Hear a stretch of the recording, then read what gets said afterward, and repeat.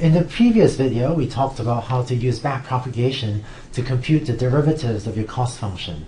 In this video, I want to quickly tell you about one implementational detail of unrolling your parameters from matrices into vectors, which we'll need in order to use the advanced optimization routines. Concretely, let's say you've implemented a cost function that takes as input your parameters theta and returns the cost function and returns derivatives. Then you can pass this to an advanced optimization algorithm like fmin-unc, and fmin-unc isn't the only one, by the way. There are also other advanced optimization algorithms, but what all of them do is take as input a pointer to the cost function and some initial value of theta. These routines assume that theta and the initial value of theta, that these are parameter vectors, maybe Rn or Rn plus 1, but that these are vectors. And it also assumes that your cost function will return as a second return value this gradient, which is also like Rn or Rn plus 1, so also a vector. This worked fine when we were using logistic regression, but now that we're using a neural network, our parameters are no longer vectors, but instead there are these matrices, where for a 4-layer neural network we would have parameter matrices theta 1, theta 2, theta 3 that we might represent in octave as these matrices theta 1, theta 2, theta 3. And similarly, these gradient terms that we're expected to return, well, in the previous video we showed how to compute these gradient matrices, which was capital D1, capital D2, capital D3, which we might represent in octave as matrices D1, D2, D3. In this video, I want to quickly tell you about the idea of how to take these matrices and unroll them into vectors so that they end up being in a format suitable for passing into as theta here or for getting out for a gradient there.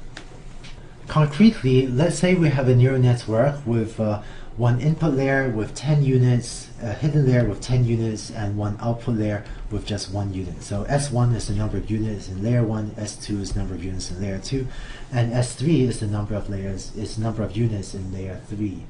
In this case, the dimension of your matrices theta and d are going to be given by these expressions. So for example, theta 1 is going to be a 10 by 11 matrix, and so on. So in octave, if you want to convert between these matrices and vectors, what you can do is take your theta 1, theta 2, theta 3 and write this piece of code, and this will take all the elements of your 3 theta matrices. You can take all the elements of theta 1, all the elements of theta 2, all the elements of theta 3, and unroll them and put all the elements into a big long vector, which is theta vec. And similarly, the second command would take all of your D matrices and unroll them into a big long vector and call it dvec. And finally, if you want to go back from the vector representations to the matrix representations, what you do to get back theta 1, say, is take theta vec and pull out the first 110 elements. So theta 1 has 110 elements because it's a 10 by 11 matrix. So that pulls out the first 110 elements, and then you can use the reshape command to reshape this back into theta 1. And similarly, to get back theta 2, you pull out the next 110 elements and reshape it. And for theta 3, you pull out the final 11 elements and run reshape to get back theta 3. Here's a quick octave demo of that process. So for this example, let's set theta 1 equal to be ones of 10 by 11.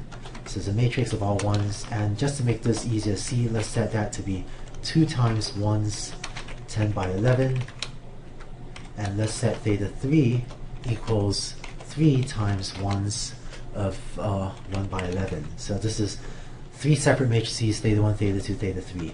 If I want to put all of these into a vector, I've set theta vec equals theta 1 semicolon theta 2 theta 3, right, there's a colon in the middle, and like so. And now theta vec is going to be a very long vector. There's 231 elements. If I display it, I find that there's this very long vector with all the elements of the first matrix, all the elements of the second matrix, then all the elements of the third matrix. And if I want to get back my original matrices, I can do reshape theta vec. Let's pull out the first 110 elements and reshape that into a 10 by 11 matrix, and this gives me back theta 1. And if I then pull out the next 110 elements, so that's indices 111 to 220, I get back all of my 2's, and if I go from 221 up to the last element, which is element 231, and reshape to 1 by 11, I get back theta 3. To make this process really concrete, here's how we use the unrolling idea to implement our learning algorithm. Let's say that you have some initial value of the parameters theta 1, theta 2, theta 3. What we're going to do is take these and unroll them into a long vector we're going to call initial theta to pass into fmin_unc as this initial setting of the parameters theta.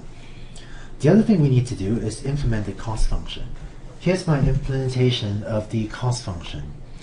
The cost function is going to give us input theta vec, which is going to be all of my parameter vectors that in the form that's been unrolled into a vector.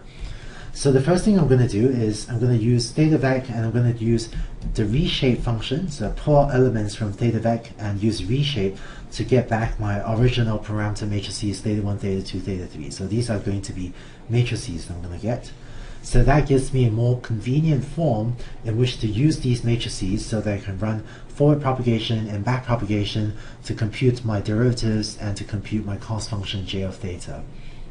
And finally, I can then take my derivatives and unroll them, so keeping the elements in the same ordering as I did when I unrolled my thetas. But I'm going to unroll d1, d2, d3 to get gradient vec, which is now what my cost function can return. It can return a vector of these derivatives. So hopefully you now have a good sense of how to convert back and forth between the matrix representation of the parameters versus the vector representation of the parameters.